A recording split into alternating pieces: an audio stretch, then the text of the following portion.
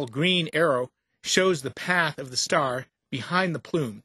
And as the star passes behind the plume, its starlight becomes dimmer, which allows us to measure the shape and the structure and also the composition of the plume. And as the star passes behind, we're able to turn this into a picture and a direct measurement of the environment of the plume very near the surface. So this is something that Cassini has not been able to do yet, to penetrate into the heart of the plume, which is measured by watching a star that passes behind. If we go to the next slide, we'll see an animation here. And this is an animation of what you would see from the Cassini spacecraft. That's the star Zeta Orionis, one of the stars in Orion's belt, passing behind the plumes there. And we need the audio for this, if we could turn the audio up on that. And as you see, the star dims as it passes behind each of the jets in the plume. That sound you're hearing is like a tea kettle. We're watching steam come out of the southern pole of Enceladus, and each of the jets, if we go back one more time for the animation, please. If we go back, please, to the animation.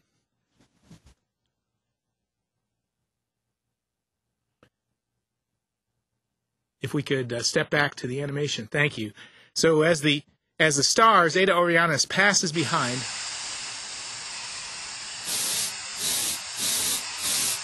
where the exiting gas is larger, the star dims, and we're able to measure, actually count, the number of molecules along the path to the star. And so this gives us the most detailed measurements of the physical properties of the jets near the surface. And here's an artist's conception in this graphic of the jets coming off of the surface of Enceladus. The blue line with the arrow that proceeds from right to left is the path of the star as projected onto the surface of Enceladus. And each of those little letters, A, B, C, D, is one of the times that we see the dimming of the star increase that shows us the presence of a small jet coming off the surface of Enceladus. And as you can see from this visual, our observations A, B, C, and D roughly line up with the jets that have been observed by the cameras, the same ones that were indicated by stars in John Spencer's last visual. So there's a consistent story here that the cameras are seeing jets of gas lifting small grains of ice from the surface of Enceladus, and we are able to match those observations by watching a star that passes behind the moon.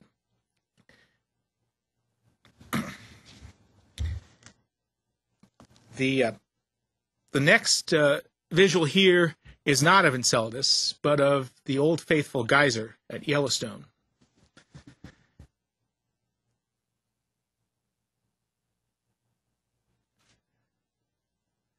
So this is the best analogy we have on the Earth to the phenomenon that's occurring on Enceladus. Just like on Enceladus, water is shooting out of the surface of the moon. And there are, however, a few differences between Old Faithful, the geyser on the Earth, and the geysers that we're seeing on Enceladus.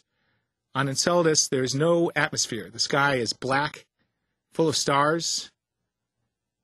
The jets are continuous and not liquid water, but water vapor, essentially steam.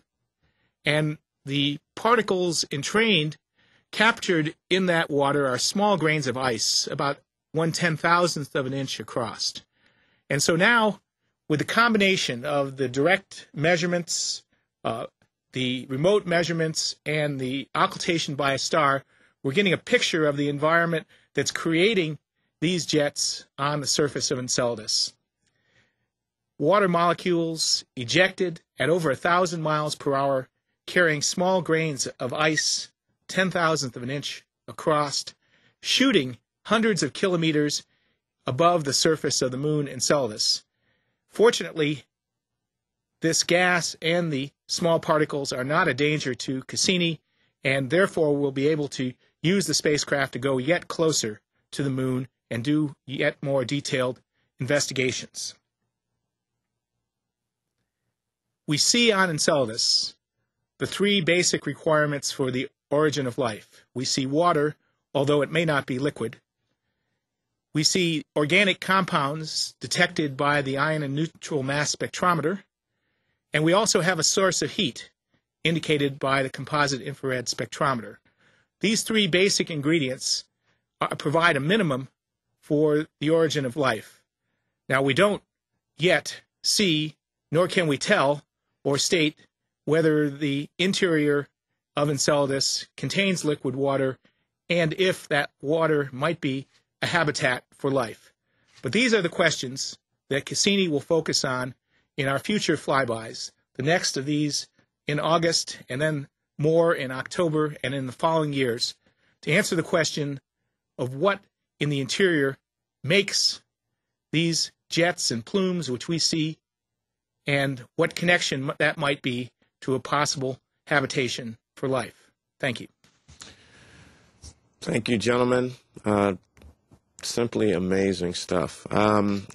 Now, I know that we have a lot going on in the world of news today. I don't have any questions from our NASA centers. We have some folks here. Does anyone have a question for anyone? Seeing no hands, I want to remind folks that you can see this incredible data on www.nasa.gov, and want to remind you all that on April 3rd, we will start a series of briefings for the Mars Phoenix lander, scheduled to land on the Red Planet on May 25th. On April 3rd, we will start the briefing. Stay tuned for announcements on the time and location. I thank our participants again. Incredible news. Go to our website. And yes, you all know this. I say it and I mean it. Science never sleeps. Thanks for joining us.